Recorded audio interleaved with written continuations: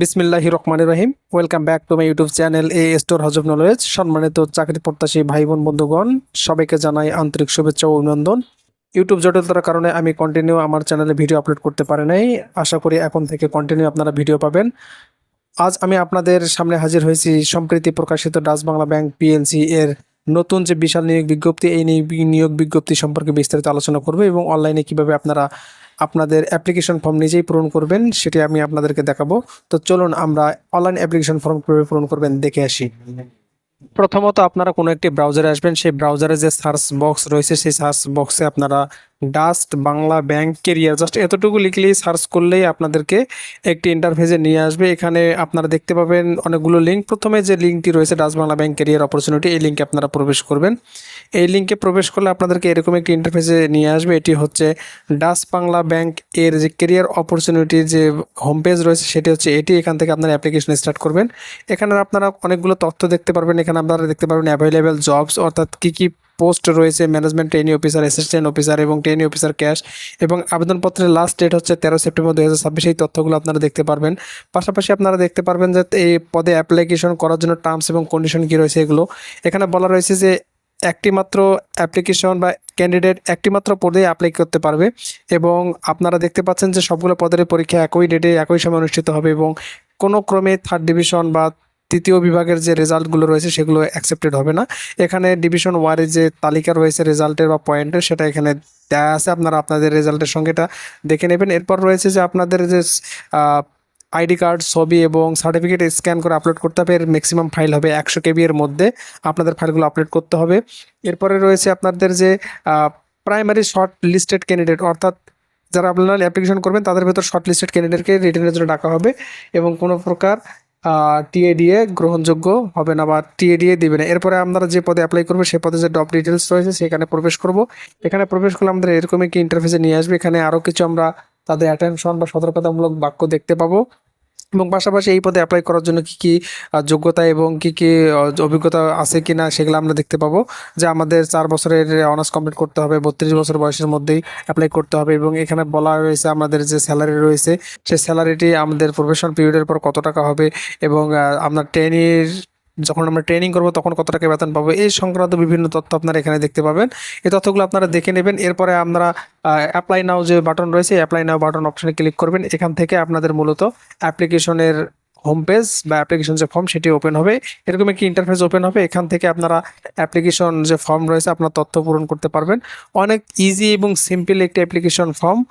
অন্যান্য ব্যাংকের তুলনায় এটি মূলত খুবই সহজ। আপনারা নিজেই এই আবেদনপত্র পূরণ করতে পারবেন। এখানে প্রথমত রয়েছে আপনার যে ইনফরমেশনের মধ্যে যে নেম, আপনার সার্টিফিকেট অনুযায়ী আপনারা এখানে আপনার নেম সুন্দরভাবে ক্যাপিটাল লেটারে আপনারা দিয়ে দেবেন। আপনাদের অবশ্যই সার্টিফিকেট অনুযায়ী এখানে আপনাকে নাম দিতে হবে, সার্টিফিকেটের বাইরে কোনো নাম দেওয়া যাবে না। এবং পাশাপাশি রয়েছে জেন্ডার, আপনি জেন্ডার এখান থেকে সিলেক্ট করে দেবেন। এরপর রয়েছে ফাদার্স নেম, আপনার বাবার নাম, অর্থাৎ সার্টিফিকেট অনুযায়ী আপনার বাবার নাম ক্যাপিটাল লেটারে আপনারা এখানে এন্ট্রি করবেন। কোনো ক্রমেই কোনো বানান বা কোনো স্পেলিং ভুল করা যাবে না। মায়ের নাম বা মাদার্স নেম এখানে আপনার সার্টিফিকেট অনুযায়ী মায়ের নাম দেবেন, এবং ডেট অফ বার্থ এই যে বক্স রয়েছে এই বক্সে ক্লিক করলে আপনাদের জন্ম সাল, জন্ম মাস এবং জন্ম তারিখ এই সবগুলো আপনারা পুঙ্খানুপুঙ্খভাবে সার্টিফিকেট অনুযায়ী বা এনআইডি অনুযায়ী আপনারা তথ্য পূরণ করবেন।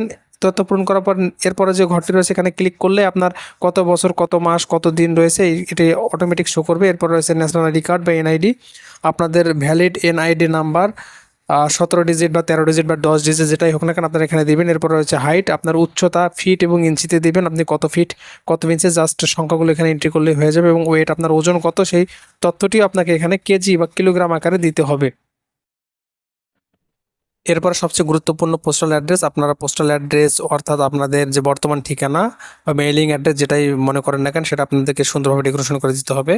আমি দেখাচ্ছি কিভাবে দেবেন। প্রথমত আপনারা আপনাদের ভিলেজ লিখবেন, এরপর আপনারা আপনাদের পোস্ট অফিস লিখবেন। পোস্ট অফিস যেটাই হোক না কেন পোস্ট অফিস এর সঙ্গে আপনারা পোস্ট কোড দেওয়ার খুব চেষ্টা করবেন, যেহেতু এটা পোস্টাল অ্যাড্রেস পোস্ট কোড আপনারা ব্যবহার করার চেষ্টা করবেন। এরপরে আপনারা লিখবেন পুলিশ স্টেশন অর্থাৎ আপনার থানা বা উপজেলা, এবং পাশাপাশি আপনারা ডেকোরেশন করে দিবেন যে আপনার ডিস্ট্রিক্ট কোন ডিস্ট্রিক্ট থেকে আপনি অ্যাপ্লাই করছেন সেটি আপনারা এখানে দিয়ে দিবেন। সমস্ত তথ্যগুলো এনআইডি নির্ভর হতে হবে। এরপরে আপনাদের পরবর্তী যে অপশনটি রয়েছে সেটি হচ্ছে পার্মানেন্ট অ্যাড্রেস। আপনার পার্মানেন্ট অ্যাড্রেস এবং পোস্টাল অ্যাড্রেস একই হলে জাস্ট কপি করে এখানে পেস্ট করে বসাই দিবেন। এরপর সবচেয়ে গুরুত্বপূর্ণ ফিল্ড হচ্ছে কন্ট্যাক্ট নাম্বার। এটা হচ্ছে সবচেয়ে গুরুত্বপূর্ণ। এখানে আপনাদের পরীক্ষা সংক্রান্ত বিভিন্ন তথ্য আসবে, অর্থাৎ এখানে আপনাদের ভ্যালিড একটি ব্যক্তিগত ফোন নাম্বার দেওয়ার চেষ্টা করবেন। এটি কোনো ক্রমে ভুল করা যাবে না। আপনার ব্যক্তিগত নিজস্ব ফোন নাম্বার এখানে ইউজ করবেন। এরপর রয়েছে ইমেল অ্যাড্রেস, এটিও হচ্ছে ভ্যালুয়েবল। আপনাদের ব্যক্তিগত এবং নিজস্ব একটি ভ্যালিড ইমেল অ্যাড্রেস আপনারা এখানে ব্যবহার করবেন। অনেক সময় তথ্য ফোন এবং ইমেলে প্রেরণ করা হয় পরীক্ষা সংক্রান্ত। এরপরে হচ্ছে হোম ডিস্ট্রিক্ট, আপনার এখান থেকে ডিস্ট্রিক্টটি সিলেক্ট করবেন। ডিস্ট্রিক্ট সিলেক্ট করলে অটোমেটিক আপনার এখানে হোম উপজেলা, সেই উপজেলা এখানে চলে আসবে, এখানে সিলেক্ট করে দিবেন। এরপর রয়েছে ডিবিবিএল স্কলারশিপ, অর্থাৎ আপনি রাজবাংলা ব্যাংকের যে বিভিন্ন স্কলারশিপ প্রোগ্রাম আছে সেগুলো পান কি না। যদি না পান তার নো দিবেন, আর যদি পান সে সংক্রান্ত তথ্যগুলো দিবেন। কোন সালে আপনারা স্কলারশিপ পেয়েছেন সেই সালটা ওখানে দিবেন। যাদের নেই তাদের না দিলেও কোনো সমস্যা নেই। এরপর রয়েছে একাডেমিক কোয়ালিফিকেশন, এটি সবচেয়ে গুরুত্বপূর্ণ পার্ট। এইখানে আপনারা আপনাদের তথ্য ইনপুট করবেন এবং আপনাদের সার্টিফিকেট আপলোড করবেন ব্রাউজ করে। কিভাবে করবেন চলুন আমি দেখে দিই। প্রথমত রয়েছে আপনাদের প্রথম যে শিক্ষাগত যোগ্যতা এসএসসি সেটা দিবেন। এরপর এসএসসি কত সালে পাস করেছেন সে পাশের সালটি এখান থেকে আপনারা সিলেক্ট করে দিবেন। তো এরপরে রয়েছে যে আপনাদের সাবজেক্ট বা গ্রুপ, কোন সাবজেক্ট থেকে আপনারা এসএসসি পাস করেছেন সেই সাবজেক্ট বা গ্রুপ, অর্থাৎ গ্রুপটা আপনারা সিলেক্ট করে দেবেন। এরপর আপনাদের পয়েন্ট কত সেই পয়েন্টটি আপনারা গ্রেড আকারে আপনারা উল্লেখ করে দিবেন। আউট অফ 5 এর মধ্যে কত পয়েন্ট পেয়েছেন অবশ্যই সার্টিফিকেট দেখে আপনারা সঠিক পয়েন্টটি এখানে ইনপুট করবেন। এরপর রয়েছে আপনার স্কুল, কোন স্কুল থেকে আপনি এসএসসি পাস করেছেন সেই স্কুলের নাম এখানে এন্ট্রি করবেন। এরপর রয়েছে বোর্ড, আপনি কোন বোর্ড থেকে এসএসসি পাস করেছেন এবং ব্রাউজ আপনার সার্টিফিকেটটি আপনি এখানে আপলোড করবেন। সার্টিফিকেটটি স্ক্যান করে আপনারা ফটোশপে বা অনলাইন টুলসের মাধ্যমে 100 কেবির মধ্যে সার্টিফিকেটটি আপনাকে রাখতে হবে।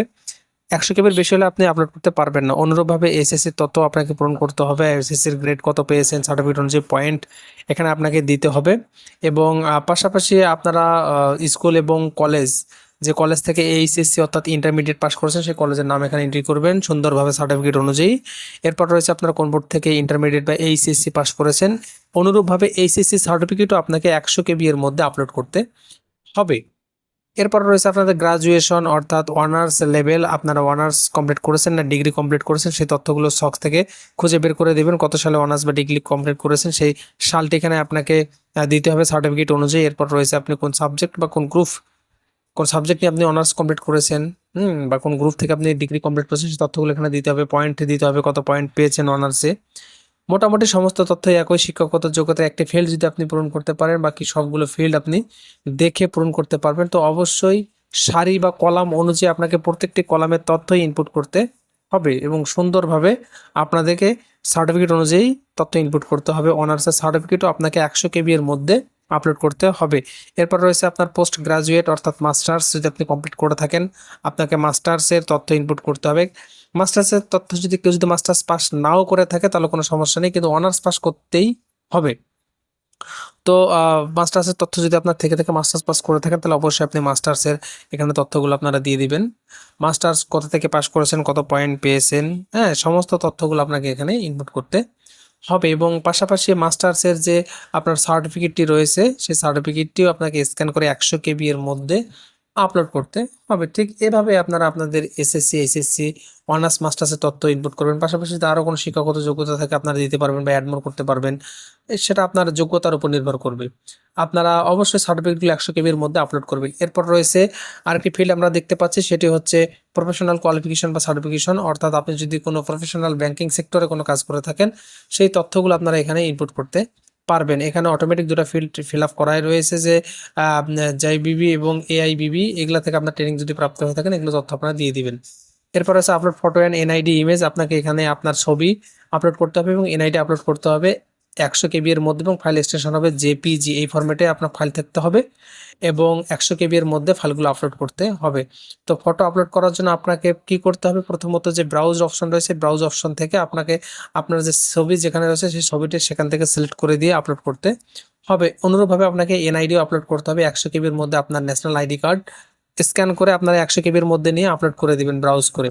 তো সমস্ত তথ্য যদি আপলোড করা হয়ে থাকে এবং ইনপুট করা হয়ে থাকে আপনারা সমস্ত তথ্য চাইলে আরেকবার চেক করে নিয়ে নিচে যে নেক্সট বাটন রয়েছে নেক্সট বাটনে আপনারা ক্লিক করবেন। এরকম একটি পপ আপ উইন্ডোজ আসবে, এখান থেকে আপনারা জাস্ট ওকেতে ক্লিক করে দিবেন।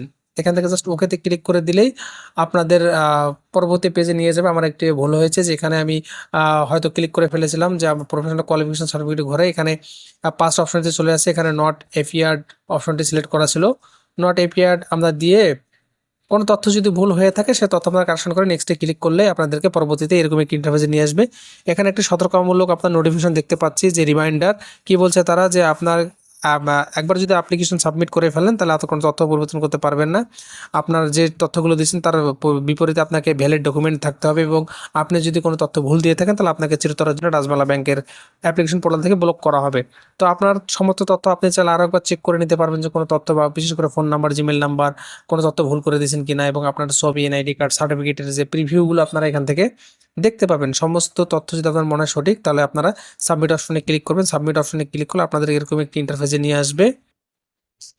এরকম একটি ইন্টারফেস আপনারা দেখতে পাচ্ছেন যে এখানে আপনার অ্যাপ্লিকেশন আইডি দেখা যাবে, এবং থ্যাংক ইউ আপনার নাম দিয়ে বলা হবে যে আপনি ট্রেনিং ক্যাশ অফিসার পদে আপনার অ্যাপ্লিকেশন সাবমিট হয়ে গেছে। এখান থেকে আপনারা আপনার অ্যাপ্লিকেশন আইডিটি ভালো করে সংরক্ষণ করে নেবেন। চাইলে এটা আপনারা সেভ অ্যাজ পিডিএফ করে আপনারা এটা সেভ করে নিতে পারবেন পরবর্তীতে সংরক্ষণের জন্য। তো এভাবে আপনারা মূলত নিজের আবেদন নিজে খুব নিখুঁতভাবে নিজের আবেদন নিজে করতে পারবেন, একদম ইজি, এবং মানে এর মতো ইজি অ্যাপ্লিকেশন ফর্ম আর হয় না। আপনারা নিজে নিজেই আপনাদের অ্যাপ্লিকেশন ফর্ম আবেদন ফর্ম পূরণ করতে পারবেন।